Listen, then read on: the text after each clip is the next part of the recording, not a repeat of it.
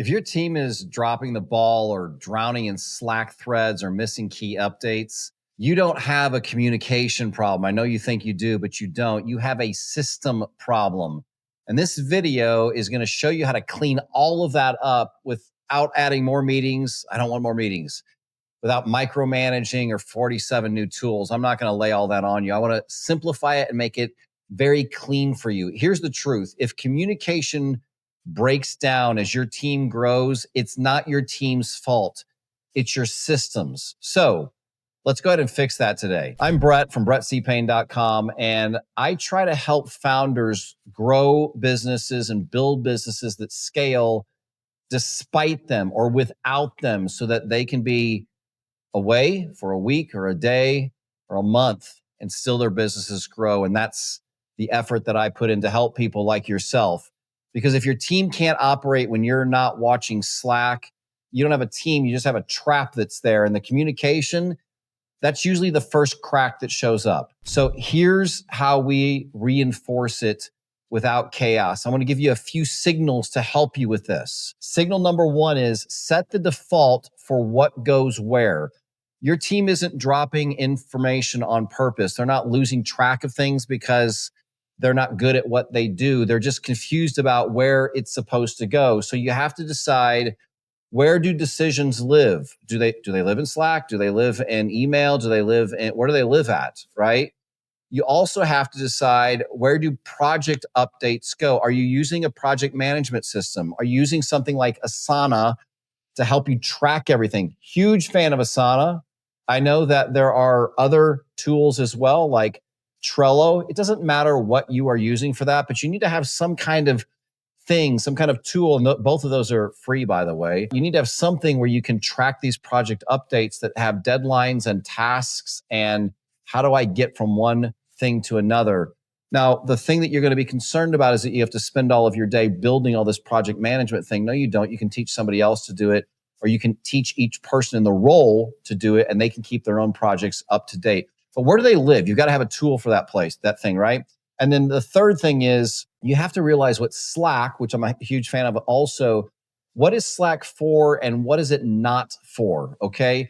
So the problem is, if we don't decide what these default channels are to solve these problems, and they're not defined, and you're just assuming that people know what they are, then the information will get lost. So that's the first signal I want to give to you. Signal number two is build in async rituals that actually get read. So that means if everything needs a live meeting, your team can't scale.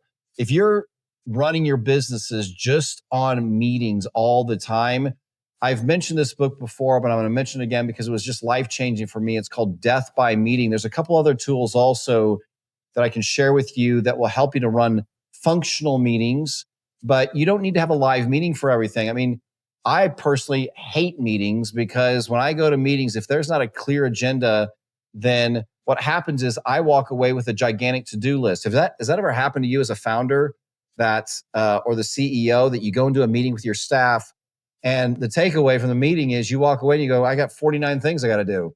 Well, how'd that happen, right? So you don't want to have meetings for everything. There's other ways to solve these problems. We call them async rituals.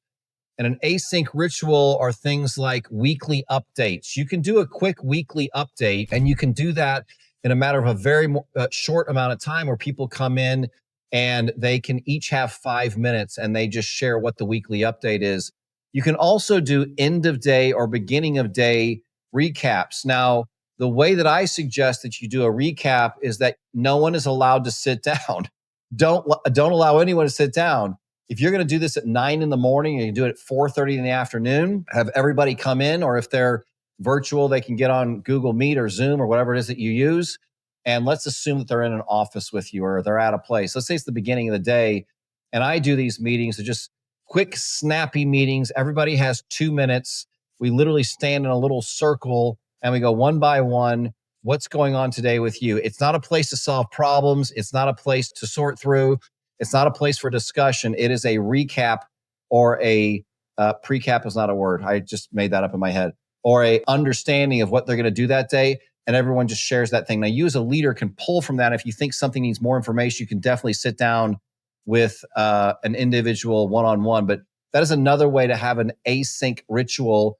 And then the third way that I would suggest is just what I call project pulses.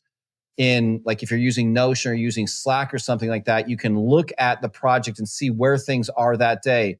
Now, again, I'm a huge fan of Asana for projects. The way that I look at the pulse of a project is that every day, and I usually do it pretty early in the morning, like 6:30, 7 in the morning, I'll open up the projects.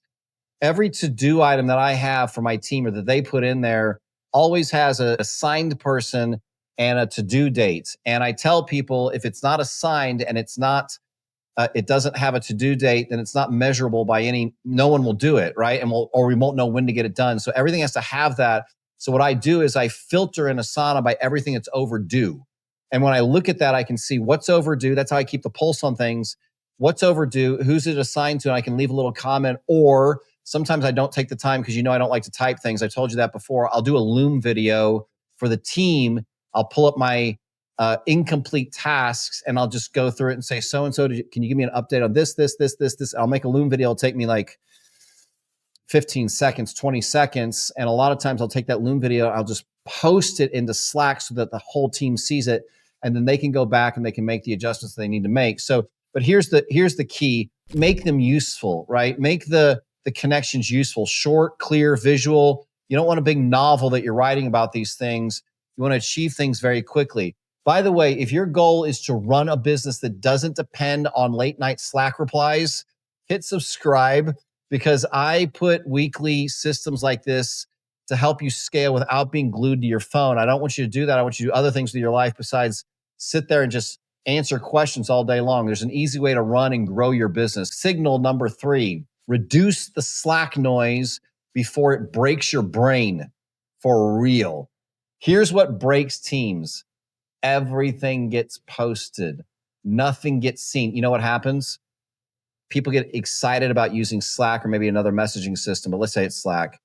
They start posting things and you start noticing on your phone. It happens to me, that little red notification thing on the Slack icon goes from 1 to 3 to 5 to 27. All of a sudden you're like, I don't want to look at it. Like, I don't know what the scientific number is, but I bet you there's some scientific number that when it gets to that number of notifications, you've got diminishing returns in terms of your attention that you're going to give to that app. And so one of the things that you have to do is make sure that people understand you can't post every single thing in these Slack channels because you'll tend to not look at it, right?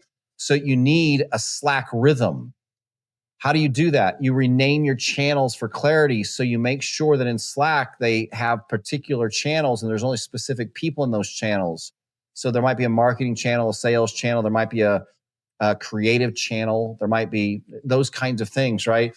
And then you want to pin the important stuff. So there's the option to take a message or a resource and pin it to the top of your channel. Use that resource. And then a third thing is to limit what belongs in the general chat. That's the place where everything gets super cluttered. I know Slack is searchable, but you don't want just all kinds of information going in there. It needs to be very specific and make sure that people understand, like, the general chat is not just to talk. There has to be a purpose for it. The fourth thing is schedule digest posts. Don't interrupt flows. I ran a software company for years, and the developers for my software company were in Cambridge, England. They were some of the smartest people I've ever known in my life. They all had PhDs from Cambridge University in computer science. I do not. I was just a CEO and I ran the company. So one of the things I knew, though, is when I would walk into the room with the developers, generally a software developer, what they will do is they have these gigantic projects. They're working through really granular details, and they usually have these headsets on, right? Like that's how you know it's a developer. I don't know what they're listening to, music, whatever they're doing.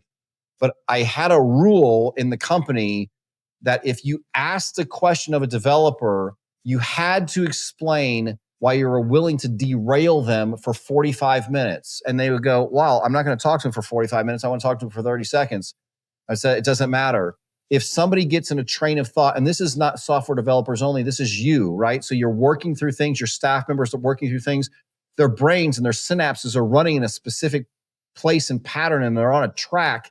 And if you interrupt somebody while they're on a track and you derail them, even if it's a quick text message, even if it's a bump on the shoulder, even if it's you open the door to their office, you have to understand it will take them on average 45 minutes to get back to the same pattern that they were at before.